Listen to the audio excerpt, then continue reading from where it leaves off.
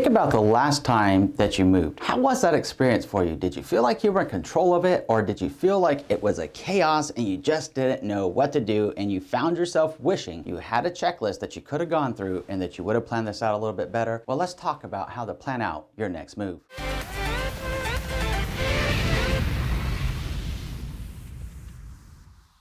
My name is Andrew Finney, and my passion is helping you make sense of real estate. If you need help finding a top agent near you, or if you simply want to drop me a line to say hello, my contact info is below. If you're new here, please go ahead and subscribe to this channel now and like this video. Thank you. All right, my friend, let's take a closer look about how to plan out your move, because it's pretty interesting. In Las Vegas, Nevada, and real estate practice, what happens is a lot of times I work with the buyers and the sellers, and they're like, hey, Andrew, the real estate experience was so great. Thank you for making it so smooth and efficient. Now I'm just not looking forward to moving. I'm like, well, if we were listing your home together, if you followed along with the checklist I provided you, you should be okay. They're like, yeah, but it's so awful. I hate it. It's the worst part of selling my house, or the worst part of buying my house is the actual move. Well, I'll be honest with you. I take that as an extreme compliment if that's your only concern after a real estate transaction. It was that smooth. Thank you, thank you, thank you, right? That being said, now let's talk about counting this back from 8 weeks in advance. We want to get clear 8 weeks ahead of schedule of how to do this, and I'm going to go backwards from 8 weeks up to the moving day. I'm going to ask you to take out a pen and paper, make some notes, or perhaps just type it up on Google Keep or whatever you want to use, and let's make this happen. The first thing is the initial planning stage 8 weeks in advance. When we're 8 weeks in advance, we want to make sure that we're planning out a smart, safe, and efficient move to where we're going. Now, obviously, if you're moving across town, it's going to be a little bit easier for you. If you're moving to another city, another state, out of country, then it becomes extremely important to plan this out as soon as possible. If you even find yourself 12 months away from moving, go ahead and follow this today. So if you're at crunch time and you're in that 8-week mode, let's take a closer look at the things you want to consider. The first thing is to start looking for an appropriate new home, obviously in your future area. Now, that being said, ideally, you will have contacted a trusted real estate advisor anywhere from 6 months to 24 months ahead of schedule to identify the agent that you want to work with and start getting better insight into where you're moving. I know it sounds like a lot of time, but in reality, 6 to 24 months will pass by in the blink of an eye. It gives you time to get your financial loan pre-approval taken care of with your home loan and work on anything that you need to work on. And obviously, the more time that you have to start scaling back and planning out your move, the easier it's going to be on you. The second thing is to take inventory of what you have. Now, a lot of people are generally surprised when we go through the 3 Ds in listing a home, which are to declutter, depersonalize, and deep clean the house. They're very surprised how much stuff they've accumulated over the years. And it can be a shock. I mean, when we move, we're like, where did I get that? When was the last time I used that? Oh my God, I think I bought that like 15 years ago. Let's be honest with ourselves. Let's take inventory of what we have, donate what we don't need, or sell it on Etsy, on Craigslist, on whatever have you, eBay. Host a garage sale. Take inventory of what you have and what you want to take with you. The third thing to consider is, do you want to hire a professional moving company to do this with you, or would you like to do it yourself, or do you want to take the hybrid mix, which are called pods? Pods are pretty cool. They're pretty interesting to me because it's really easy just to load everything up the way that you want it loaded up into this pod, and then it's there. And then they pick it up and you're driving, you're flying to your new destination, and then they drop it down at your new home and you unload it at your convenience. So you have 3 different options here, from do it yourself to hiring the pros or the mix of hiring a pods. All of this realistically could be done pretty quickly in like 2 to 3 days more than likely, but let's give you 2 weeks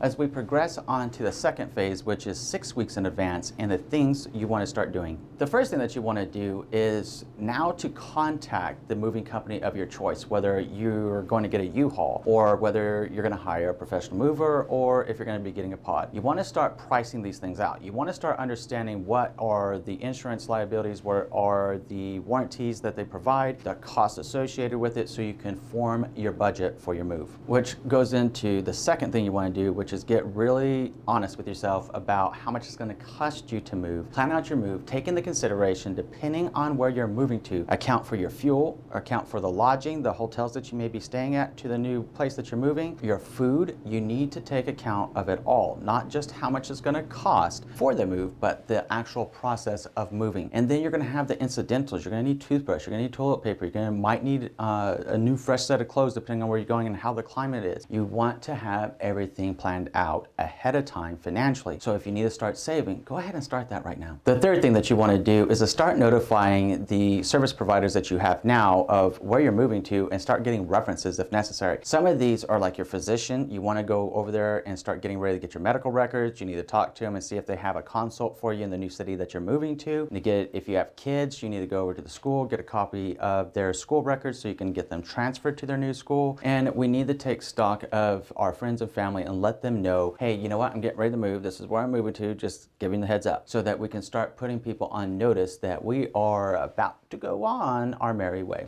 The fourth thing is to actually start looking for that physician that you want in your new city. And if you do have kids, for the school zones that you would like to buy your new place in. Now, obviously, if we're 6 weeks out right now and you're doing an out-of-state move, out-of-city move, and you were buying a house, you should have already had this done. And that's why I was sharing with you early on, 6 to 24 months in advance is a very good idea to contact a trusted real estate advisor or you're moving to next. They can help you plan this out and it'll give you time and take a couple of extra things off your plate in the moving process. And the fifth thing here is to go ahead and get back in touch with those moving companies, whether it's the professional movers, whether it's U-Haul, or whether it's Pods. Go ahead and get in touch with them. Let them know when you're going to need them to be out at your place to go ahead and pack you up. This whole process should give you another 2 weeks so that you can take it at your pace and it's convenient to your lifestyle. That takes us down to the 4-week mark and what we want to get done. At 4 weeks, what we really want to get clear on now is going to the actual physician's office and getting a copy of our medical records. Going to the school, if you have children, to get a copy of their transfer records they're going to need in their school records at the new place. We want to get that now. The second thing that you want to do is if you have pets, you want to go ahead and take your pet to the vet, make sure they get their health checkup, and if there's any medicine they need, that you're stocked up on it going into the future. And check with your vet to see if they have any solid recommendations to other great vets in your new hometown. Then you want to ask them for a copy of your pet's medical records so that you can take them with you. The third thing that you want to do is now get ready to really push the shove. At 8 weeks where we're taking inventory of what we had in as far as our possessions and everything that we have in our house. In the 4-week mode here, what we want to do is now we want to go ahead and host that garage sale. We want to go ahead and begin donating all the non-essentials and packing everything that we don't use every day that we want to take with us. The more stuff that we can pack out now, the better and easier it's going to be for you as you move forward to the countdown of moving day. One suggestion here is to go to the store and get the plastic bins, like a Rubbermaid bin. And the reason being is even though they cost more, they're more durable and there's something that will last you the rest of your life if you take good care of them. You just simply move into the new place, put them in the attic, put them in the garage, put them wherever you want to put them, right? The point is that it's going to cost you a lot less over the long haul. It's going to give you more storage and it's going to give you the opportunity to easily pack away all your stuff and stack it and stage it in your garage. And the fourth thing that we want to do is start canceling any memberships or subscriptions we have. If we have magazines being delivered to our house, either we need to go ahead and process a change of address to the new area or just cancel it altogether. If you have a gym membership in the city that you're in right now, it's time to cancel that as well. So make sure that any service providers that you have, that you go through your list and make sure that you're canceling any of those subscriptions and memberships so you don't get charged up for it whenever you're in your new hometown. Once again, the whole process here at the 4-week mark, we're going to give you another 2 weeks to accomplish this. You can either do this quicker, you can take it at your pace. I use the 2-week method here very simply because life happens and sometimes it gets chaotic and you don't always have the time to focus. But if you want to get it done quicker, go ahead. If you want to take your time,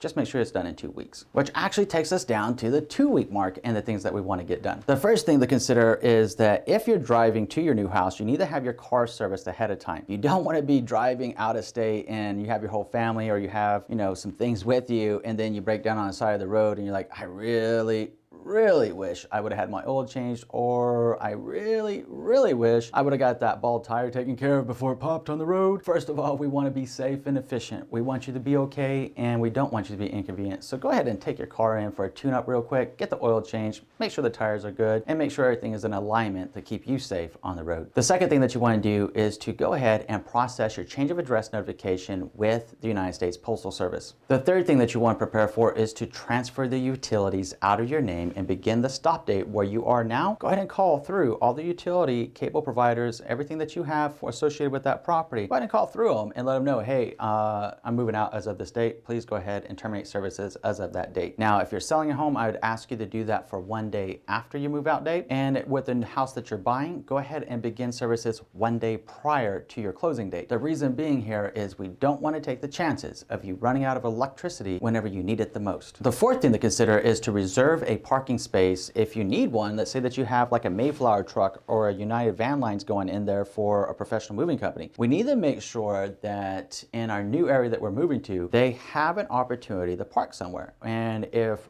parking needs to be reserved, we need to make those arrangements. Now, obviously, if you're buying a house in a new location, then your trusted real estate advisor should be able to assist you in gaining any kind of permissions you may need from the HOA or have suggestions for you of how to play this out. Now, go ahead and make sure that you're doing that right so that when you get there on moving day, you've traveled across the country or you've traveled to a new state, new city, you're not being inconvenienced when you just want to move in. Okay, so now for this one, you only get 1 week. So now let's talk about what you want to do 1 week in advance. The first thing that you want to do is to go ahead and contact your moving company, whether it's that professional moving company, whether it's the U-Haul, or whether it's the pods. And what we want to ask them is, hey, is everything on track? Consider if you have a moving company that's going to be there, what day you're going to be here, what time you're going to be here, do you have everything ready to go so that we can get out of here? Call and make sure everything is on track. If you're doing a U-Haul, you want to make sure that they actually have the vehicles available for you in any additional effects that you might be requesting of them. Make sure that they have it so that you can reserve it so you're not inconvenienced when push comes to shove and it's time to go. If you're getting pods, you want to make sure that you confirm your delivery schedule with them of when they're dropping the pod. Now, if you're doing the pod move, what's pretty cool here is even at this 1 week out, you can actually have it dropped right now onto your driveway or in your area. It just depends on your local and state laws, how that works for you. It makes it a little bit stressful and takes a little bit more off your plate if you have more time to go ahead and pack it up if you're using the pods. The third thing you want to do is